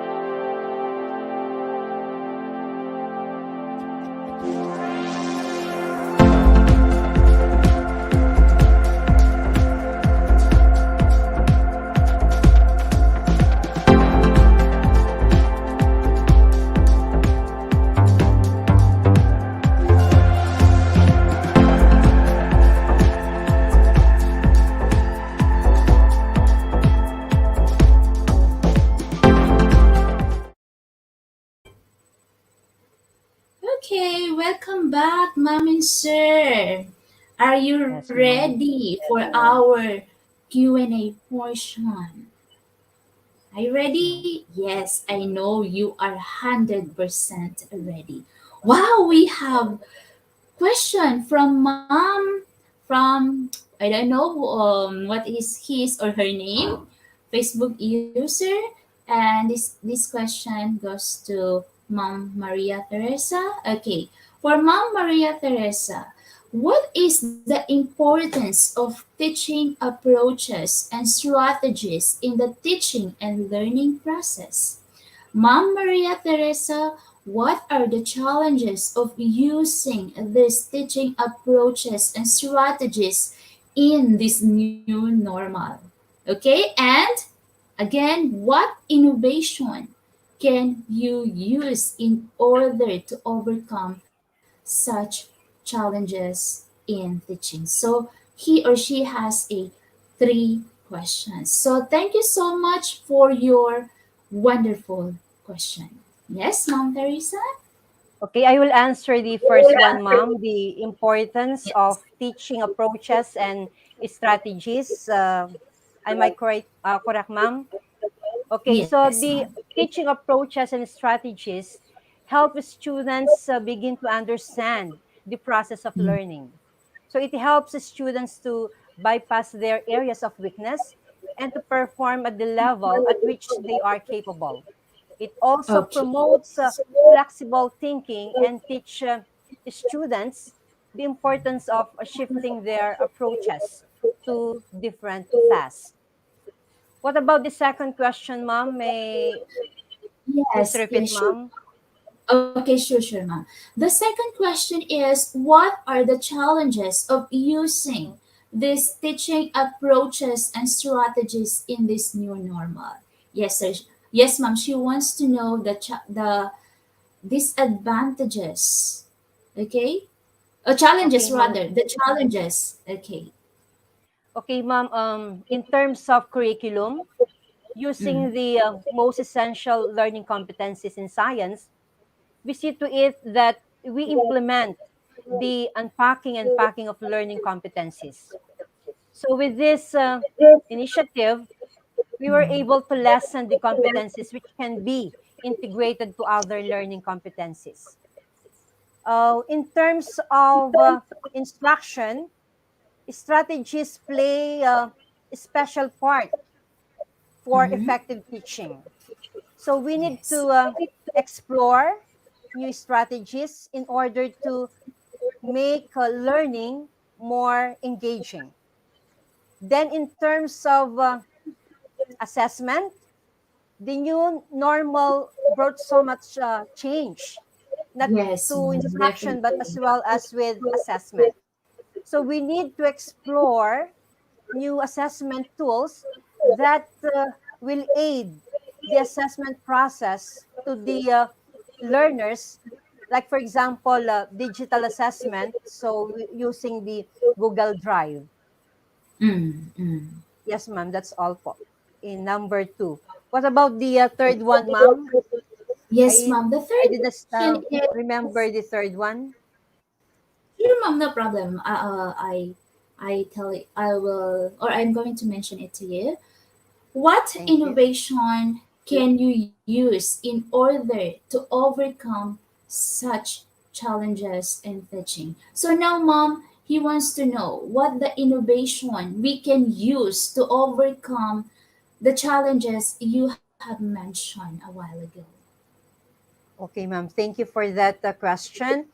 So we proposed innovations and researches in order to enhance the skills of teachers on providing learners feedback and to improve the teaching strategies of teachers and increase the learners performance. That's all, ma'am. Okay, Thank you. thank you so much, Mom, for your wonderful answer, Mom. I hope Thank you, ma'am. Facebook user, our speaker, answer your question well. And yes, I know, Mom, you answer it very well, Mom. Okay, so Thank you. another question. Okay, so Mom and Sir, how can public schools when they don't have laboratory rooms to conduct their experimentation. So I think she wants to know, Ma'am Manalita, like how can a public schools um what is this What? schools in teaching, I think this is in teaching, when they don't have laboratory rooms to conduct their experimentation. This is more on Labor. application. So what the teacher should do, ma'am, what approaches the teacher must do if we don't have, or if they don't have a laboratory rooms to conduct their experimentations. Okay, ma'am. We can conduct our laboratory experiments or activities in our classroom using, if there are no available laboratory apparatus, so we can use improvised materials in order to Mhm. perform the specific activity. Yes, very well said. How about you, sir? Do you want to add Um, yes, well, answer? if I may add, like what Ma'am Maria Teresa said, teachers can innovate using locally available materials in the local area. And we also talked about a while ago, we discussed that we can use simulations, pre-recorded lessons or video lessons to substitute the actual laboratory experiments. Yes, wonderful answer. Okay, thank you so much, mom and sir, for that wonderful answer. Okay, Thank from you too, Mom ma'am. Mirafet. Hi, Mom Mirafet.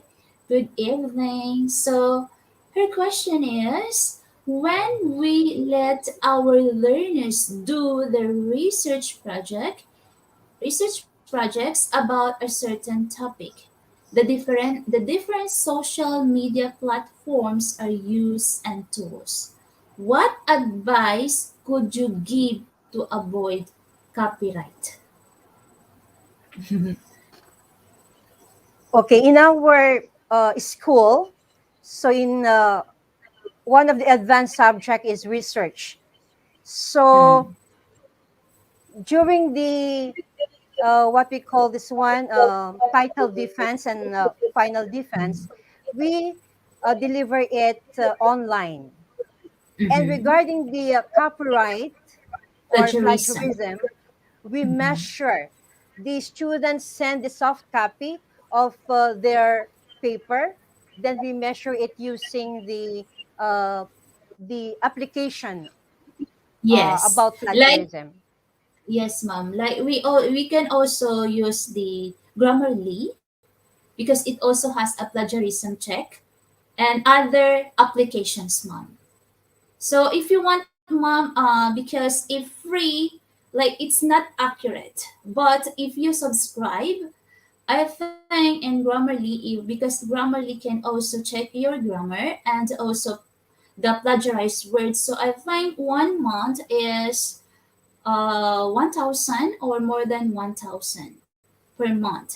So you can use some applications um, to avoid plagiarism.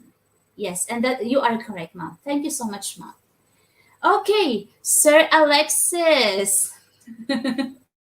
Sir Alexis, are you okay? Yes, you are. Yes, ma'am. Okay, what factors are to be considered before shifting or adopting new education technologies? Okay, so another question. How can schools adopt technologies that match their needs?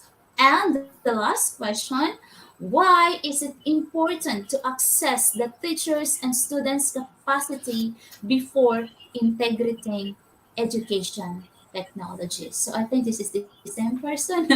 So, sir, you have three questions. Okay, so you Hi, can thank you, answer the ma'am. first one. Mm-mm. Um, the first question is what factors are to be considered before shifting or adapting new education technologies? So thank you for that question. We must ask some of these questions before adopting new education technologies. Does the technology align with the education system's curricular goals? Does it offer new and varied tools and has a capacity to adjust contents, or it can provide personalized learning opportunities? So the factors are, we will look if it will give or provide personalized learning opportunities to learners, or it will give new and varied tools that has the capacity to adjust. And for the second question, How can school uh, adapt technologies that match their needs?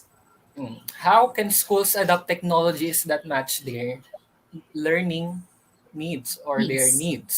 So, a while ago, we talked about it. We must first need to conduct a survey about the technologies we already have. Then, assess Mhm. the effects of the introduction of new technology, of that new technology.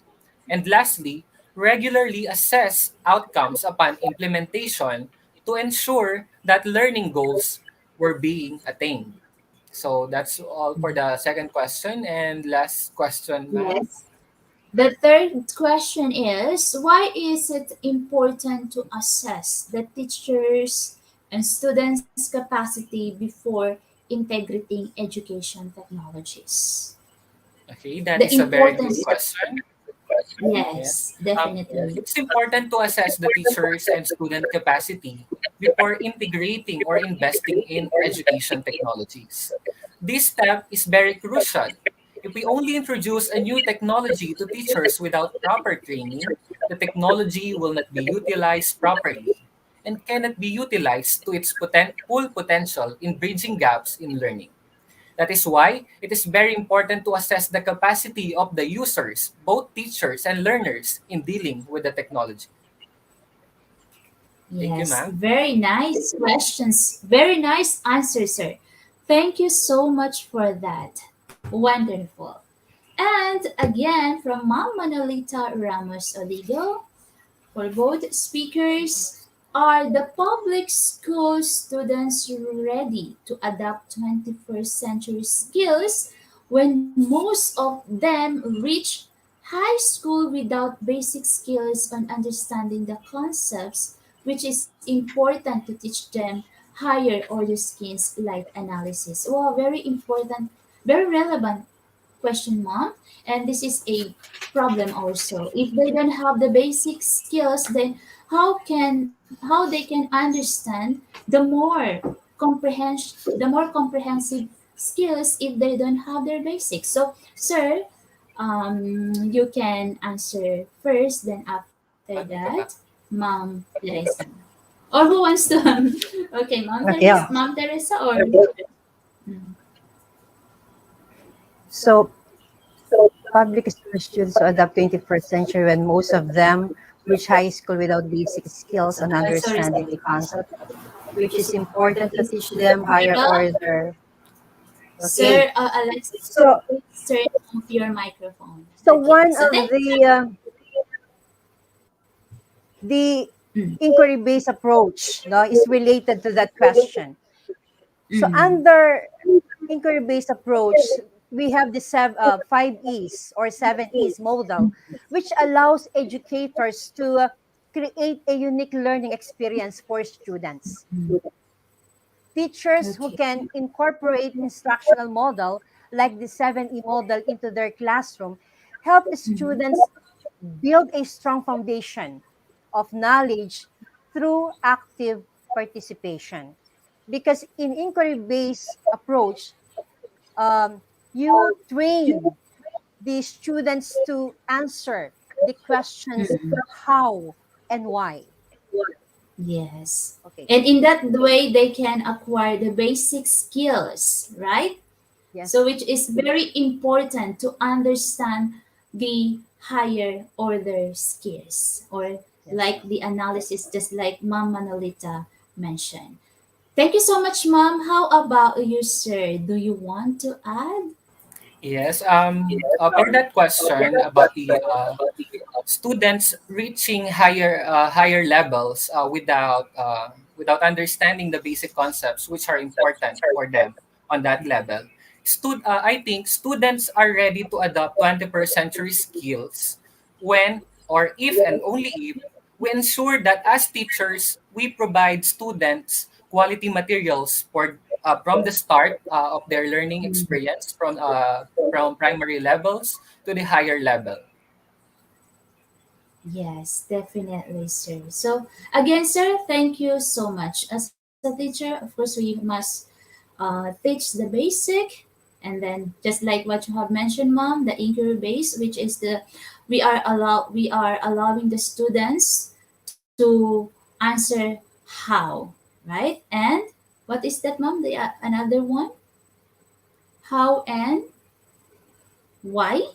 Yeah, if I'm not mistaken. So again, thank you so much. Okay, so let us move on. Okay, two speakers again from Mount Tahira. Okay, do you think that all the students will get the materials easily in case we use 21st century skills? Mom, any idea or any idea about the question, mom? What do you think? All the students will get the materials easily in case we use 21st century skills? Yes, I think. Mm, mm.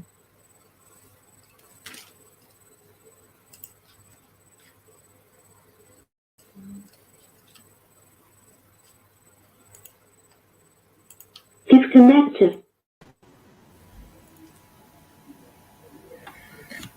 Unmute your microphone, ma'am. Ayun. Okay, sorry. Okay, I'm going to answer that question, Ma'am Sharova. Thank you for that question.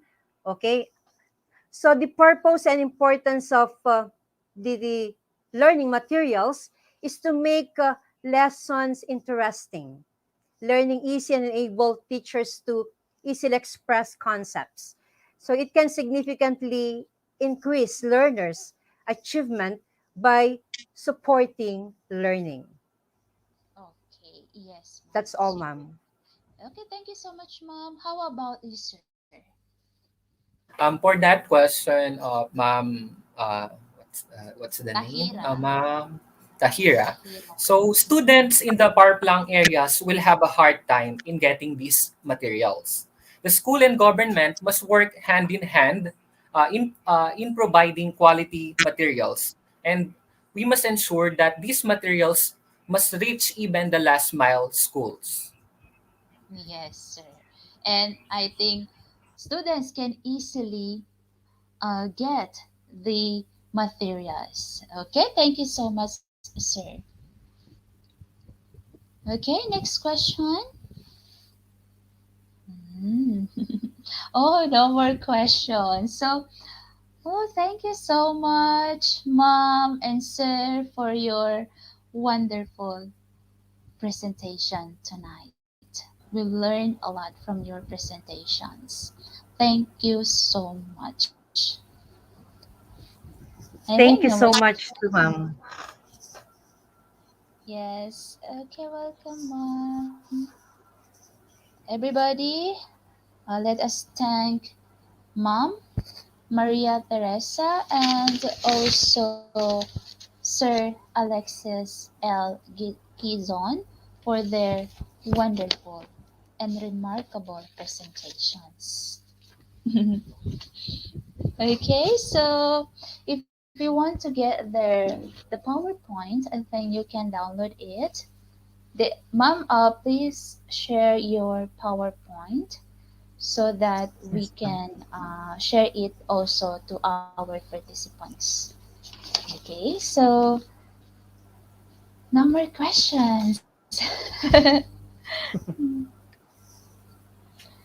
Okay, then let's wait.